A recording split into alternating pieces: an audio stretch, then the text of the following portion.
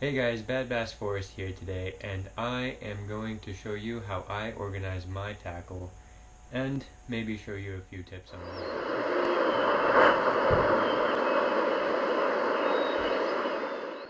Okay, first things first, get a big tote like this. That way it makes it so much easier to store all your tackle boxes in, and it's nice and compact, and you can just put it away on the off season. Alright, so let's see what I got in here. Okay, as you can see, this box is pretty full, but I would like it to be a little bit fuller. But, anywho, this box here has all my spinner baits and buzz baits in it. It's a really good box to organize your spinner baits and buzz baits. On the insides, it has dividers like those. That way, your baits can just hang right freely and not get tangled. Okay guys, now I'm going to go over the soft plastic storage with you. Now I got these boxes right at the dollar store. They're really cheap and they work fantastic for holding your soft plastics. And they hold them just like a filing cabinet would. So you just go right through and find what you want. Like if I needed to find a rage craw, boom, right there. And then I put it right back in, snap the cover on, and then there you go. And also, I put the stuff right on the cover. So I labeled the boxes, that way I can find what I need really quick, and then that way I have more time fishing. Yep, and I got a whole bunch of them. That one was craws. This one here is like Senkos and twitch worms and such. This one here is lizards, brush hogs, and frogs. So more of a creature bait in here. Then I have worms, swim baits, and grubs, which this box is getting pretty full, and I've got to get bigger boxes or more boxes, and maybe I'll make one box just worms, the other one's just swim baits. So that way it will keep me more organized than having 3 different baits in one box and trying to sift through all of that. Yeah. So next is my regular Plano boxes, and I write right on the box. I did use tape before, but it was coming off with the wear and tear of it. So I just write right on there with a nice Sharpie, and then that way I can, when it is sideways, I still see it.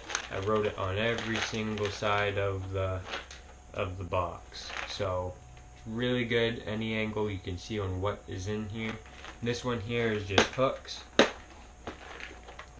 and sinkers, and right here is miscellaneous. It has some grubs, some who knows what. Over here is some big hooks, as you can see, they're pretty big. I got some shaky heads right in here, along with some line that I don't really need. Weedless hooks here, or offset hooks I should say. Some tungsten weights, some red 2/0 offset hooks. So everything's in here and easy to get at.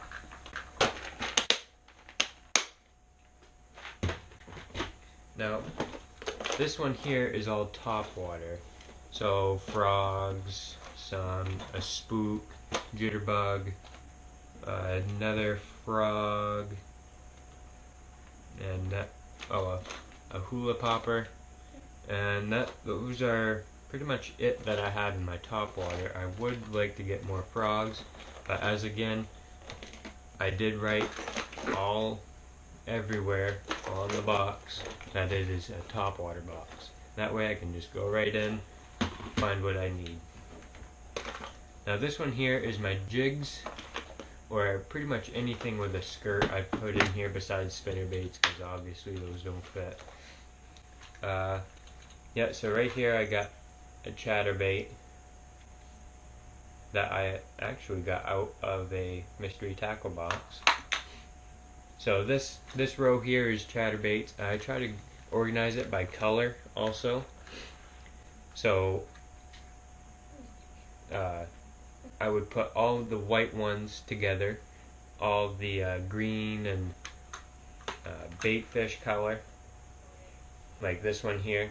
It's white, blue, chartreuse, and then has one strand of yellow going down. That way it represents a bait fish pretty much. And then I got all the normal natural colors, so like green pumpkin and black, more for clear water rather than muddy water. And yep, and then I have the white jigs right on the bottom. This one here looks about like a flipping jig, either that or a swim jig, either one. And that's my jigs. And on to my crankbaits. So these are all my crankbaits, along with jerkbaits also. So I got my lipless crankbaits here. I have a square bill crankbait here. I have more square bills here, some jerkbaits, some more kind of like a jerkbait. I believe it's a jerkbait. And then I have my deep diving crankbaits here. I don't really have any crankbaits that go too deep, just because everywhere I go isn't really that deep, and I would like to go to more places, but I have yet to get a trailer for my boat. And on to my very last box is swim baits.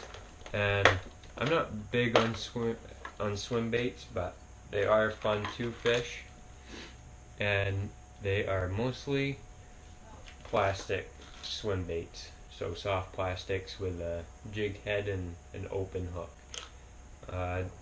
I do have this one here. It has one treble hook, and it has a notches in it, so it makes it look like a bait fish. But other than that, I don't really have that too many hard swim baits like this. I did try throwing this, but I never caught anything on it. And yeah, so that's it for all of my tackle, and I fit this right in this big box here. It's almost like a tote, and it works great so far. Okay, so on to this box here, which is my oddball box pretty much. So over Christmas or the mystery tackle box, I would just throw everything right in here, or even odds and ends that I just buy. I just throw them all in here, like the line that I bought the other day. It's in here along with crankbait. I'm sure I put that jerkbait in here. Oh yeah, right here. The jerkbait right in there. Some jig heads. I put a little bit of everything in here. I got some dyeing markers. I got some scent. Hooks, drop shot hooks. There's, you name it, it's probably in here. I even have a screwdriver.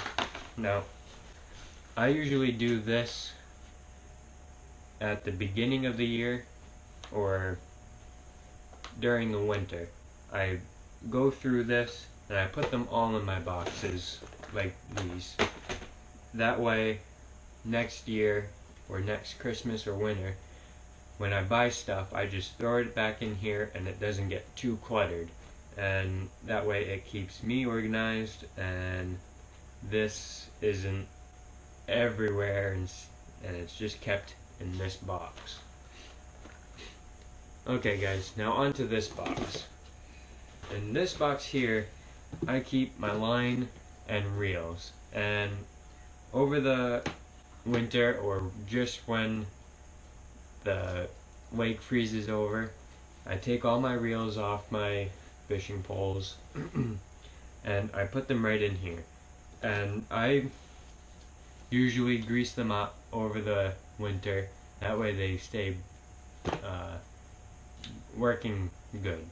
And when I grease them, I usually just grease that thing right there.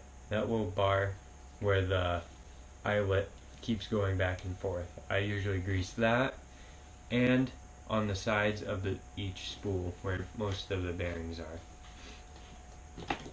So I do have line in here too, and in the summertime I usually there's just line in here, obviously because all my reels are on my poles. But I just have my line in here, that way if I do need to reline a reel or get a new one, I just go right in this box and find line. Okay guys, so that's all my tackle and how I organize it. Now, you may organize your tackle a different way, but this is how I do it and this is what works for me. So if you're looking for something to organize your tackle, you may take my idea and put a little twist on it. That way it works for you, and whatever works for you works best, which is what I think. And so yep, that's pretty much it. So make sure you hit that like and subscribe button down below, and you can find me on Twitter, Instagram, and Facebook, and all of those are Bad Bass Forest. Make sure you follow me on those, and have a great day.